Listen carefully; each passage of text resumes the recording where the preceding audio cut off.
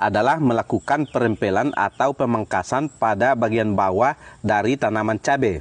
Nah, ini adalah contoh tanaman cabai yang masih muda, yang sudah dipangkas pucuknya dan sudah tumbuh cabang-cabang yang akan menjadi percabangan dari tanaman cabai ini.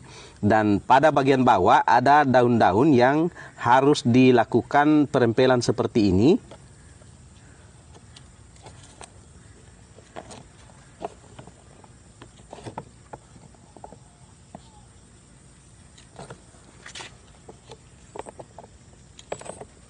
Termasuk cabang bagian bawah yang terlalu dekat dengan tanah sebaiknya dikeluarkan supaya tercipta jarak antara tanah dan bagian atas dari tanaman cabai untuk mengurangi kemungkinan tumbuhnya jamur pada bagian di bawah dari tanaman cabai ini.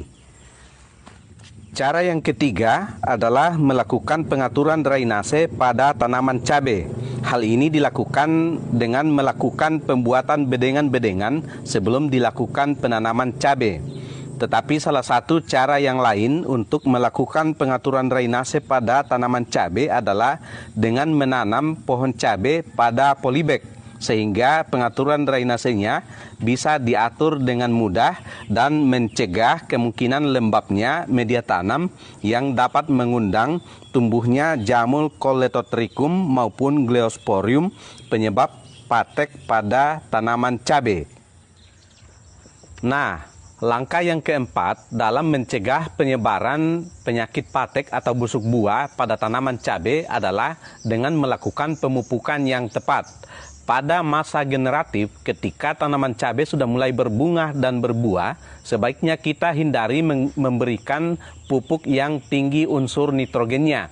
Tetapi kita perkuat pada pupuk yang kuat unsur fosfor dan kalium, dan terutama tambahan unsur kalsium untuk mempertebal lapisan dinding sel pada tanaman cabai. Dan dengan demikian, daya tahan tanaman cabai terhadap penyebaran jamur penyebab patek ini bisa menjadi lebih kuat dan bisa diantisipasi dengan baik. Cara yang kelima untuk mengantisipasi pertumbuhan jamur penyebab busuk buah pada tanaman cabai tentu saja dengan memberikan anti jamur, karena penyakit ini disebabkan oleh jamur Coledotricum dan Gliosporium. Dan cara terbaik untuk mengantisipasi pertumbuhan jamur ini tentu saja dengan memberikan anti jamur, dan anti jamur terbaik adalah jamur antagonis. Dan salah satu jamur antagonis terbaik adalah pemberian trichoderma yang dapat menghalangi pertumbuhan jamur patogen pada tanaman, termasuk jamur penyebab busuk buah pada tanaman cabai. Nah, strategi yang keenam untuk mencegah penyebaran jamur penyebab patek pada tanaman adalah dengan melakukan penggiliran atau rotasi tanaman.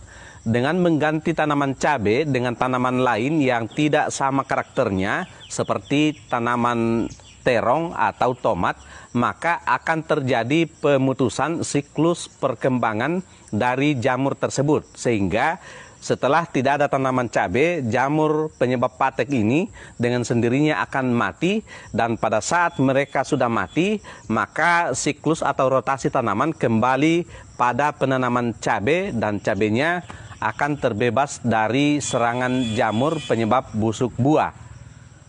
Dan langkah yang ketujuh atau yang terakhir adalah dengan melakukan pemotongan jalur penyebaran dari jamur tersebut. Ada dua langkah yang dapat kita lakukan untuk melakukan pemotongan jalur penyebaran dari jamur ini. Yang pertama tentu saja adalah dengan memusnahkan bagian-bagian dari tanaman cabai yang terlanjur terserang jamur busuk buah tersebut. Jadi semua bagian, semua buah yang sudah terserang kita panen dan langsung kita musnahkan dengan cara dibakar atau dibuang sejauh mungkin. Kalau seluruh bagian tanaman sudah terinfeksi jamur tersebut, maka sebaiknya kita cabut dan kita buang ke tempat yang jauh atau kita bakar untuk memutus jalur penyebaran dari jamur tersebut. Dan cara yang kedua yang dapat dilakukan untuk pemutusan jalur penyebaran tersebut adalah dengan menghindari kontak langsung dengan tanaman yang sudah terserang jamur penyebab patek atau busuk buah. Kalau ada tanaman yang sudah terserang, lalu kita sentuh dengan tangan, maka tangan kitalah yang akan menjadi agen penyebar dari jamur tersebut. Karena itu sebaiknya kita menggunakan sarung tangan saat mengambil dan memusnahkan bagian dari tumbuhan atau tanaman cabai yang terkena